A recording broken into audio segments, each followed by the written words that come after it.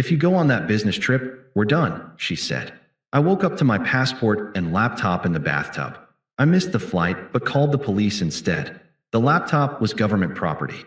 She was arrested. She called from the county jail hours later begging me to drop the charges.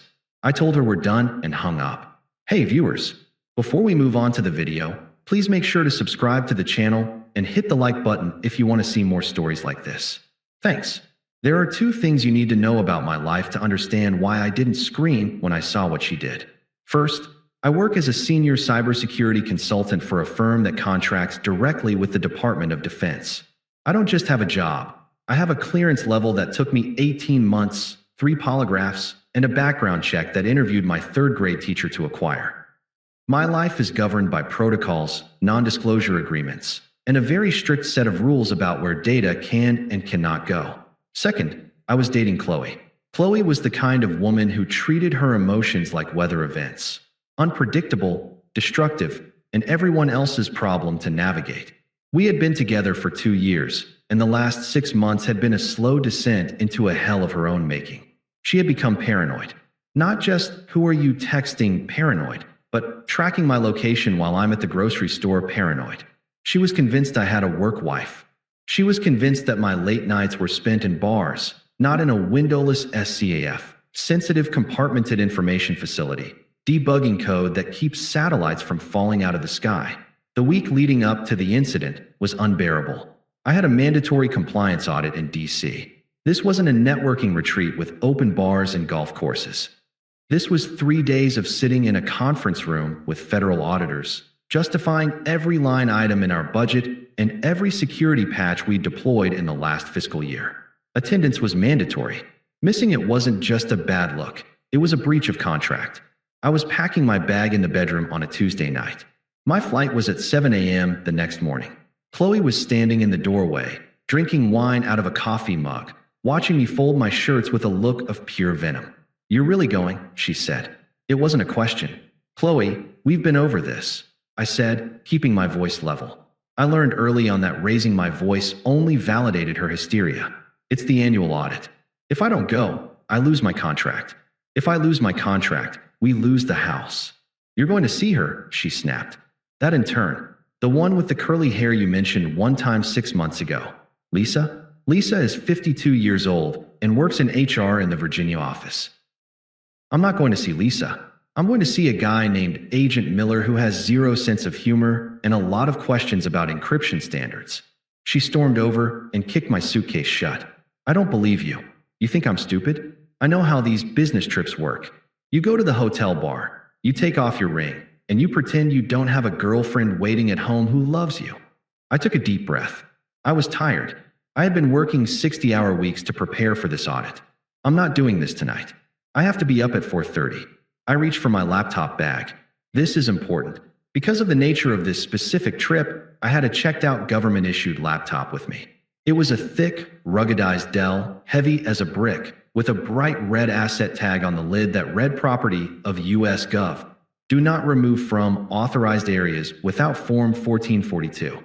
It contained proprietary software and data that, if leaked or destroyed, would trigger a federal investigation. I placed the laptop bag by the door. "If you walk out that door tomorrow," Qley said, her voice dropping to that dangerous, trembling whisper she used when she wanted to be terrifying, "we are done.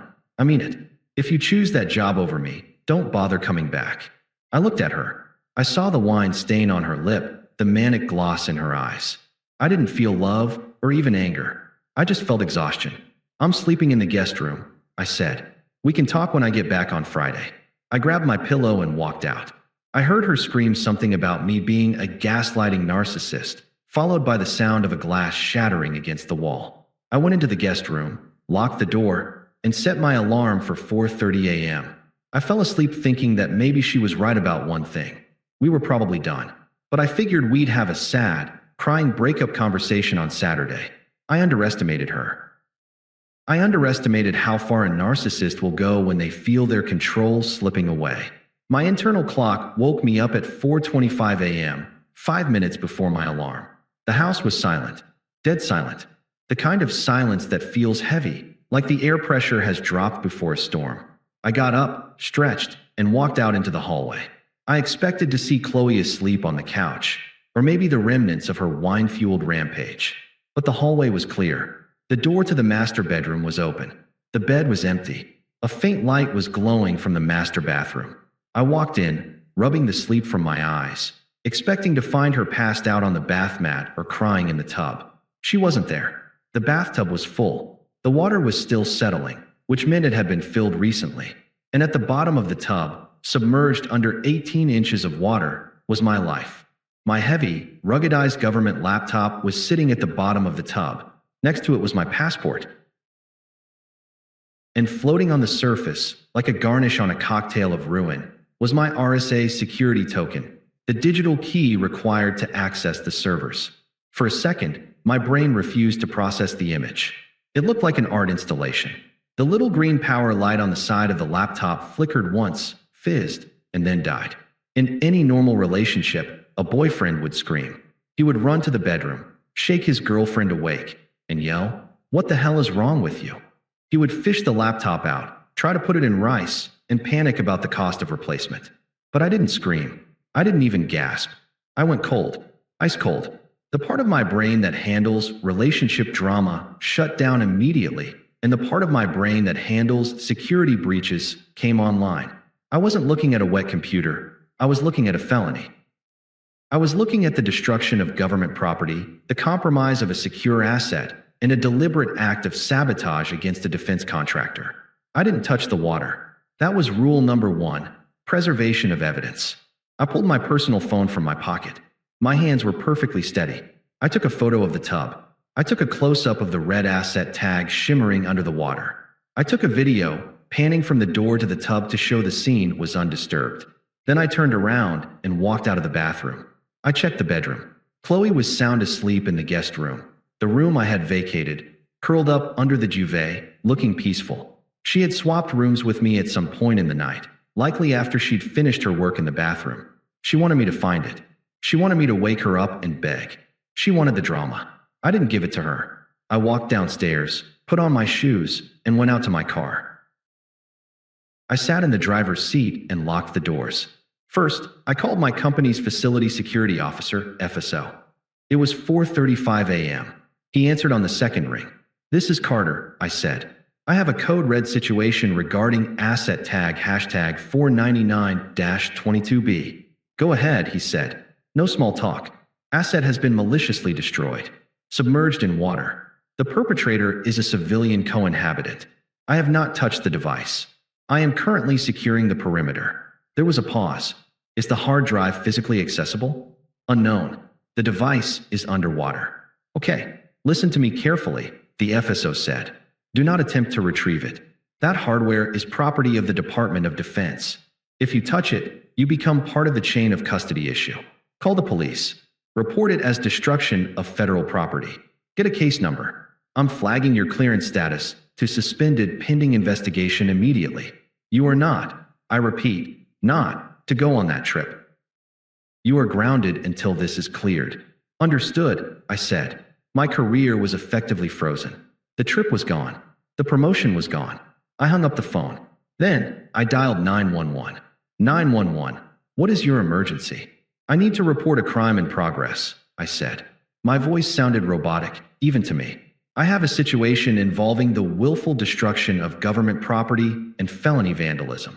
"Is anyone injured, sir? Is this a domestic dispute?" "No one is injured," I said. "But the property in question is a classified workstation belonging to a defense contractor. The value exceeds the felony threshold. The perpetrator is still on the premises." "Okay, sir. Officers are dispatched. Are you in a safe location?" "I'm in my vehicle." I hung up and watched the sunrise reflect off my windshield. I thought about the text Qley had sent me 3 months ago when I got this contract. "I'm so proud of you, baby. We're going to build such a great life." I looked at the house. It didn't look like a home anymore. It looked like a crime scene. 10 minutes later, a cruiser pulled up. 2 officers stepped out. They looked bored, expecting a shouting match between a couple of hungover lovers. I stepped out of the car, my hands visible, my demeanor calm. "Officer," I said, "the suspect is asleep upstairs. The evidence is in the master bathroom. I can let you in."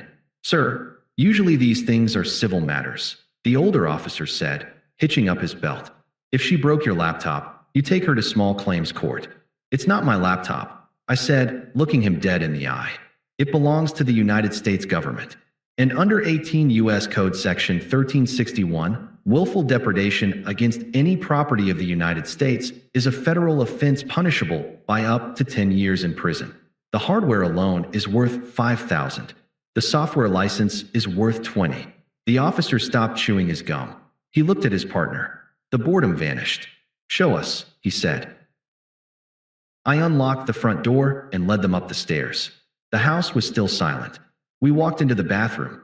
The water had settled completely now, crystal clear. The red sticker on the laptop seemed to glow. Property of U.S. Gov. Jesus, the officer muttered. He keyed his radio. Dispatch, we're going to need a photographer and a supervisor out here. We've got a situation. At that moment, I heard the guest room door creak open. Babe. Qley's voice drifted down the hall, sleepy and soft. Is that you? Did you decide to stay? She walked into the hallway, rubbing her eyes, wearing one of my t-shirts. She saw me standing there. A smug, victorious smile started to form on her lips. She thought she had won. She thought I had missed my flight to fight for her. Then she saw the two uniformed officers standing behind me. The smile died. What's going on? She asked, her voice trembling. Why are there cops here? Ma'am, the officer said, stepping around me. Step away from the bedroom door and keep your hands where I can see them. It's just a prank, she stammered, looking at me, her eyes wide with sudden terror. I was just making a point. Tell them, babe. Tell them it's just a stupid computer. I didn't say a word. I just watched. The professional had taken over. She wasn't my girlfriend anymore. She was a security threat that had been neutralized. Ma'am, I'm going to ask you one time, the officer said, his thumbs hooked into his vest. He wasn't aggressive, just matter of fact. Did you place the laptop and the other electronic devices into the bathtub? Qley looked at him, then at me, then back at him. She let out a frantic, incredulous laugh. Yes, but you don't understand. He was going to leave. He was putting his job before me. I had to make sure he stayed home so we could talk. She turned to me, her face twisting into that familiar mask of victimhood. Baby, tell them. Tell them it's just a work computer. We can buy a new one. I'll pay for it out of my savings. I didn't move. I held my phone up, recording everything. I can't talk to you, Qley. Why are you being like this? She screamed, stomping her foot. It's water. It's just water. The officer sighed. He pulled a pair of handcuffs from his belt. The metallic clink was the loudest sound in the room. Qley Miller, the officer said, stepping forward. Turn around and place your hands behind your back. Qley froze. What? No, you can't arrest me. I live here. This is a domestic dispute. This is a felony investigation regarding the destruction of government property, the officer said, grabbing her wrist. You just confessed to the act. Turn around. Ow, you're hurting me, she shrieked as he spun her around. She looked at me, her eyes wild with betrayal. Carter, stop them. Do something. You're really going to let them take me to jail over a laptop? I looked at her through the screen of my phone. It's not my laptop, Qley. I told you. It belongs to the Department of Defense. You didn't break my toy. You destroyed federal property. I love you, she wailed as they marched her out into the hallway. I did this for us. To save us. I followed them down the stairs, maintaining a 6-foot distance. My heart was pounding, but my face was stone. I watched as they walked her out the front door. The neighbors were starting to peek out of their blinds. Mrs. Gable across the street was on her porch in her bathrobe. They pushed Qley into the back of the cruiser. She was sobbing now, that ugly, gasping cry she used whenever she realized her tantrums weren't working. The second officer stayed behind with me. We're going to need you to come down to the station to give a formal statement, sir. And we'll need to bag the electronics as evidence. Do you have a secondary container for them? I have a static shield bag in my home office, I said. I can get it. Good. The officer looked at me, shaking his head slightly. Hell of a way to start a morning. She really didn't know what that thing was. She knew, I said quietly. She just didn't think the rules applied to her. I watched the cruiser pull away. I felt a strange sensation in my chest.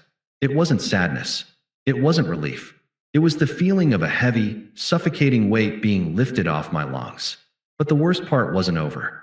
The legal system was just getting started, and I was about to find out that the laptop wasn't the only thing she had been hiding. The next 6 hours were a blur of bureaucracy. I gave my statement. I watched a forensic tech photograph the bathtub. I handed over the soggy remains of the laptop in a sealed evidence bag. By the time I got back home, it was 2 p.m. My phone had blown up. My boss, the FSO, and HR had all called. The verdict was swift. I was suspended without pay pending the outcome of the investigation. My security clearance was flagged for review. In the world of defense contracting, that's a death sentence.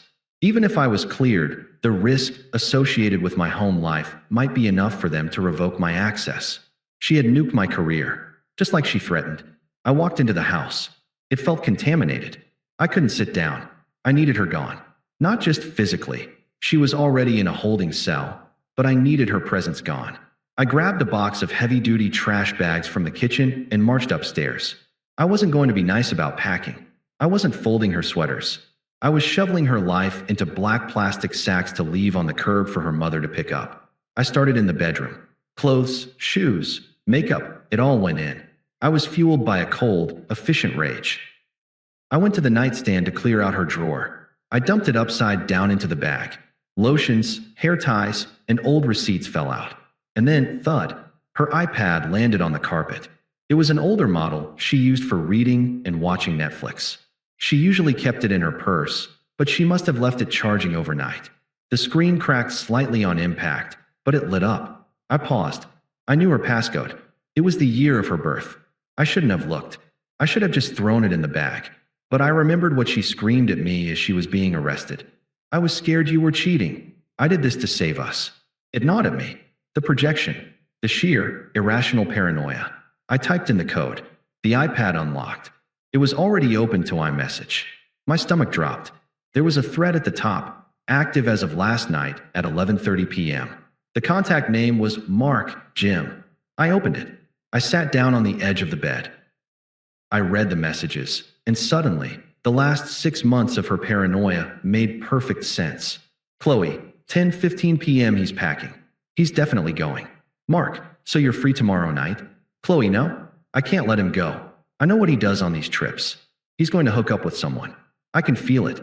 Mark, LOL. You're crazy. Let him go so you can come over. Qley, I can't. If he cheats, I look like an idiot. I'm not going to be the wife waiting at home while he has fun. Takes one to know one, right? Mark, babe, you're cheating on him with me right now. Who cares if he goes? Qley, it's different. I do it because he's emotionally unavailable. He does it because he's a pig. I'm shutting it down. He's not leaving this house. I'm going to make sure he stays. Mark, don't do anything psycho. Qley, watch me. I stared at the screen. She wasn't afraid I would cheat because I had given her a reason to be suspicious. She was afraid I would cheat because she was cheating, and in her twisted, narcissistic worldview, everyone else had to be as rotten as she was. She didn't destroy my career to save our relationship. She destroyed it to level the playing field. She couldn't stand the idea of me having freedom because she knew what she did with freedom. I didn't feel angry anymore. I felt vindicated. I took screenshots of the entire thread. Then, I forwarded them to my own phone. Then I saw a new message pop up on the iPad screen. It was from her mother. Mom, Qley, I just got a call from the jail. They're saying bail is $25,000. What is going on? Call me. Carter isn't answering. I looked at the message. Then I looked at the block contact button. I didn't block her mom. Instead, I sent her a photo. I sent the screenshot of the conversation with Mark where Qley admitted to cheating and planning to sabotage my trip. I added a simple caption. She's in jail because she committed a felony.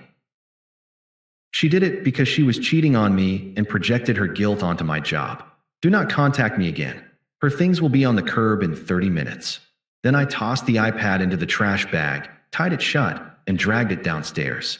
My career might be in ruins, but my conscience was clean, and I was about to have the most satisfying phone call of my life. My phone rang at 4:45 p.m. I was sitting at my kitchen island, surrounded by cardboard boxes. I had spent the last 2 hours methodically packing the rest of her life into them. I had already emailed my landlord to explain the situation and requested a lock change. I had already spoken to a lawyer about an emergency eviction order to ensure she couldn't return to the property if she made bail. The caller ID didn't say Qley. It read, "Inmate call, County Correctional Facility." I stared at it. I took a sip of black coffee. I accepted the call. "Hello, Carter." Her voice was small, shaky, and wet. She had been crying for hours. "Carter, oh my God, please. You have to help me. It's horrible in here. There are people yelling. It smells like bleach and sweat. Please." "I can't help you, Qley," I said. My voice was flat. I wasn't trying to be cruel. I was just stating a fact. "Yes, you can," she sobbed. "My mom called a lawyer. He said that if the victim refuses to cooperate, the DA usually drops the case. You just have to tell them it was a mistake. Tell them I slipped. Tell them it was an accident." I closed my eyes and rubbed the bridge of my nose. "You still don't get it. I am not the victim." "What? I am not the victim," I repeated, enunciating every word. "The United States government is the victim. I am just the custodian of the asset you destroyed. I filed the report because I am legally obligated to. I can't drop federal charges, Qley. The Department of Defense doesn't do backsies because you're having a bad day." "But I'm your girlfriend," she shrieked, her voice cracking. "I did this for you. I was terrified. I thought you were going to cheat on me." "Right," I said. "Let's talk about that." I picked up the iPad, which was sitting on the counter next to me. "I found your iPad, Qley. I found the messages with Mark." The line went dead silent. The background noise of the jail, a distant slam of a metal door, a murmur of voices, filled the void. "Carter," she whispered. The desperation was gone, replaced by pure fear. "You weren't scared I was cheating," I said. "You were scared that I was going to find out you were cheating. You destroyed my career, humiliated me, and got yourself arrested, all to keep me in the house so you wouldn't feel guilty about sleeping with a gym trainer." It didn't mean anything," she stammered. I was lonely. You work all the time. You're emotionally unavailable. You made me do it. And there it is," I said. "I made you do it. Just like I made you drown the laptop." "Please," she begged, her voice dropping to a whimper. "My life is over if I get a felony. I'll lose my nursing license. I'll lose everything. Just tell them the iPad was. Tell them something. Help me." "You calculated the risk, Qley," I said. "You weighed your need for control against my livelihood. You just did the math wrong. You forgot to carry the consequences." "Carter, please. I'm hanging up now. My lawyer will be in contact with your mother regarding the retrieval of your property. Do not call this number again." "Wait, Carter." I love why. I tapped the red button. The silence that filled the kitchen was the most beautiful sound I had ever heard. The fallout was messy, but not for me. My company's security division conducted a thorough investigation. They interviewed me. They reviewed the police report, and they analyzed the data from the destroyed laptop. The hard drive was encrypted and physically damaged, but the platter was intact enough to prove no data had been extracted. In the end, my immediate reporting of the incident saved me. The FSO wrote in his final report that my actions demonstrated unshakable integrity and adherence to protocol under extreme personal duress. Far from being fired, I became the poster boy for operational security. I didn't go on the trip to DC, but 3 months later, I was promoted to lead systems architect. The raise was significant. Qley wasn't so lucky. Because the dollar value of the laptop and the software license exceeded $5,000. And because it was government property, the DA didn't budge. She eventually took a plea deal to avoid federal prison time. She pleaded guilty to a lesser felony charge of destruction of government property. Her sentence was 3 years of probation, 500 hours of community service, and full restitution of the asset's value for $1,800, which she had to pay to the DOD. But the real punishment wasn't the money. It was the record. Qley was a nurse. You cannot hold a nursing license in our state with a recent felony conviction involving malicious destruction of property. The board revoked her license immediately. She went from making $80,000 a year to unemployed overnight. I didn't see her for almost a year. I had moved to a new apartment closer to the city, sold the house we shared, and blocked her on every conceivable platform. I ran into her by accident. It's always by accident. I was grabbing a coffee downtown before a meeting. I was wearing a suit, feeling good, checking emails on my phone. I ordered my usual black coffee. "Carter, I turned. She was standing in line behind me. She looked diminished. That's the only word for it. The manic energy, the perfect makeup, the designer clothes, it was all gone. She was wearing jeans and a faded hoodie. Her hair was pulled back in a messy bun, and she looked tired. Older. "Hello, Qley," I said. My pulse didn't even jump. I didn't know you lived down here," she said, clutching her purse. She looked at my suit. "You look good. You look successful." "I am," I said. She looked down at her feet. "I'm working at the retail store around the corner. Stocking shelves. It's hard. No one will hire me with the record." She looked up at me, her eyes wet. She was looking for sympathy. She was looking for me to say, "I'm sorry. That's terrible. You didn't deserve that." "I heard about the license," I said calmly. "That's unfortunate." "Unfortunate?" She let out a sharp, bitter laugh.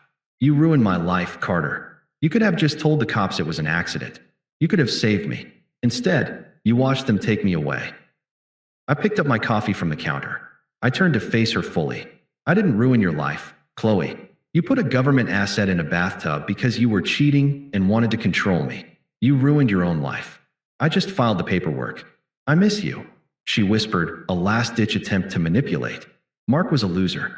He left the second I got arrested. I miss us." I looked at her, really looked at her, and realized I felt absolutely nothing. She wasn't an ex-girlfriend anymore. She was just a stranger with a bad resume. There is no us, Qley. There never was. There was just you, and the person you wanted me to be. I checked my watch. "I have to go. I have a meeting. Good luck with the stocking." I walked out of the coffee shop and into the sunlight. I didn't look back. I took a sip of my coffee, and it tasted perfect. My phone buzzed. It was a text from Lisa, the HR lady she was jealous of, who was actually a happily married grandmother. "Lisa, HR, your clearance review came back fully adjudicated. You're cleared for top secret again. Congrats, Carter." I smiled, put the phone in my pocket, and disappeared into the crowd. I had work to do. Thanks for watching. Make sure to subscribe to the channel and hit the like button. What do you think about this story? Share it in the comments.